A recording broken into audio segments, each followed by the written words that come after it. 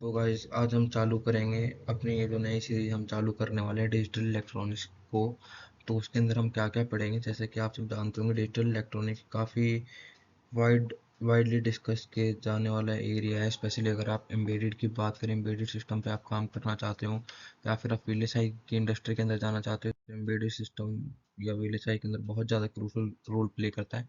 जैसे कि हम देख सकते हैं अपने डे टू डे लाइफ के अंदर, डिजिटल वर्ल्ड के अंदर, आज के मॉडर्न एरा में अगर आप अपने मोबाइल को, अपने लैपटॉप को या अपने किसी भी मॉडर्न डिवाइस को, इलेक्ट्रॉनिक डिवाइस को देखें तो उसके अंदर एनालॉग आईसीज तो होती हैं, बट उससे ज़्यादा उसकी सारी जो प्रोसेसिंग होती है वो डिजिटल इलेक्ट्रॉनिक्स के थ्रू, जो उनके प्रोसेसर्स वगैरह होते हैं वो डिजिटली ऑपरेट करते हैं। डिजिटली ऑपरेट करने का मतलब ये है कि उसके अंदर जो है हम जो भी ऑपरेशन करते हैं वो जीरोज और वंस में करते हैं। तो उससे हमें काफ़ी फ़ायदे मिलते हैं, जैसे कि स्टैटिक नॉइस और ये सब हमको नहीं मिलता है उसके अंदर। स्टैटिक नॉइस और ये सब एचडी क्वालिटी और ये सब काफ़ी अलग अलग तरीके के हमको बेनिफिट्स मिलते हैं।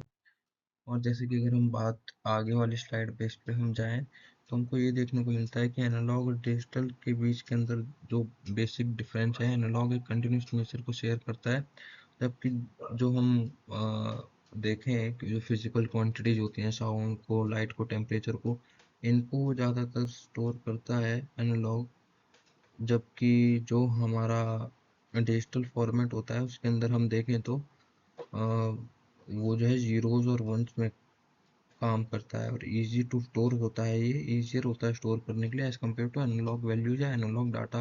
प्रोसेस काफ़ी अच्छे से कर देता है और ट्रांसमिटेबल भी इजीली होता है, क्योंकि एनालॉग वैल्यूज को ट्रांसमिट करना यूजुअली इतना पॉसिबल हो नहीं पाता।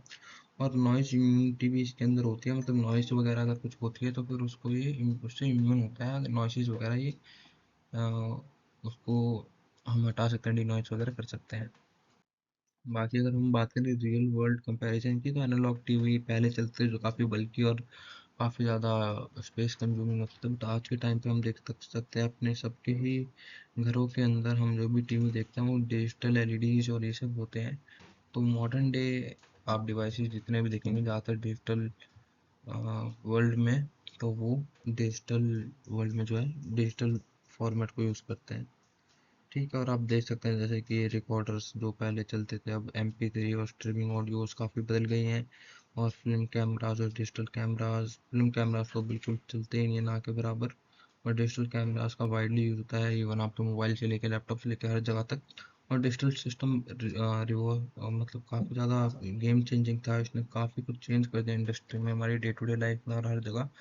तो हम इसको ऐसे भी देख सकते हैं कि जो हमारा मतलब डिजिटल सिस्टम है काफ़ी अच्छा है हमारे डे टू डे लाइफ के लिए भी, और काफ़ी और भी ज़्यादा एप्लीकेशन के लिए भी। और एज अ करिकुलम भी हम देखें तो ये काफ़ी अच्छी खासी वेटेज रखता है, स्पेशली इंडस्ट्री के पर्पज से अगर हम देखें तो, जैसा कि मैं स्टार्टिंग में भी डिस्कस कर चुका हूँ। और अगर हम एग्जाम पॉइंट ऑफ व्यू से भी देखें तो काफ़ी ज़्यादा वेटेज कैरी करता है।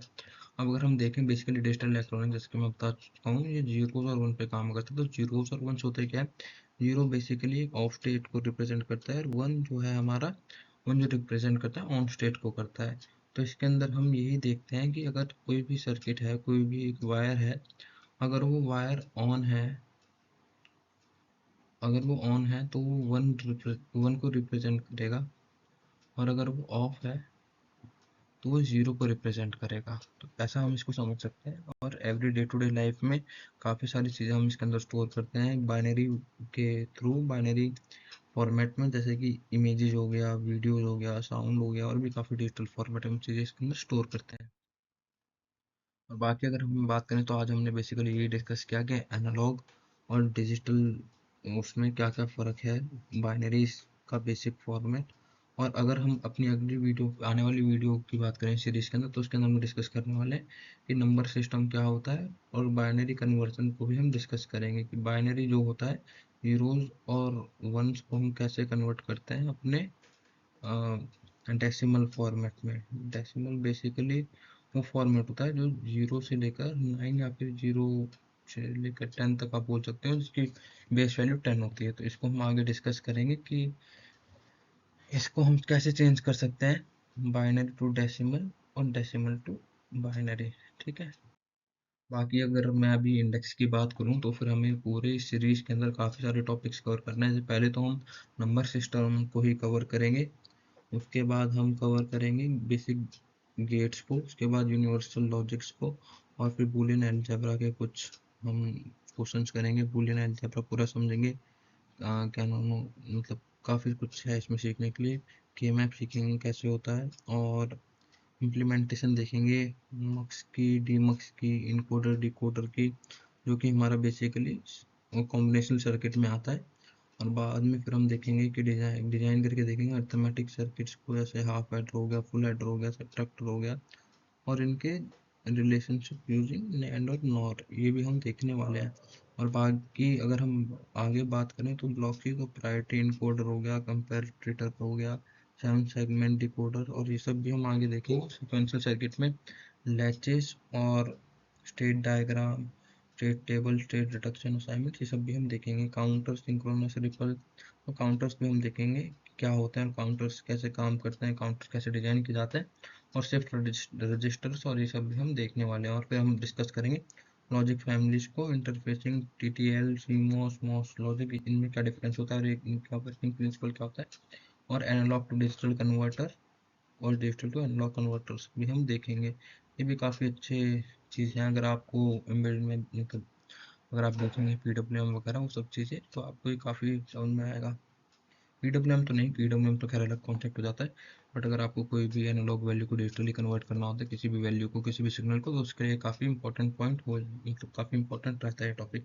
और एफएसएम काफ़ी इंपॉर्टेंट है एग्जाम पॉइंट ऑफ व्यू से भी, और आगे भी अगर आप किसी और फील्ड में जाएंगे तो भी एफएसएम काफ़ी यूज़ होता है सॉफ्टवेयर में, और काफ़ी कोडिंग वगैरह में। और फिर हम एक छोटा सा इंट्रो भी देखेंगे वीएचडीएल, जो हार्डवेयर डिस्क्रिप्टिव लैंग्वेज होती है उसके अंदर, ठीक है। थैंक यू गाइस, बाकी हम मिलते हैं आपको अपनी अगली नेक्स्ट वीडियो में, जिसमें हम ये सारे टॉपिक्स एक एक करके कवर करेंगे।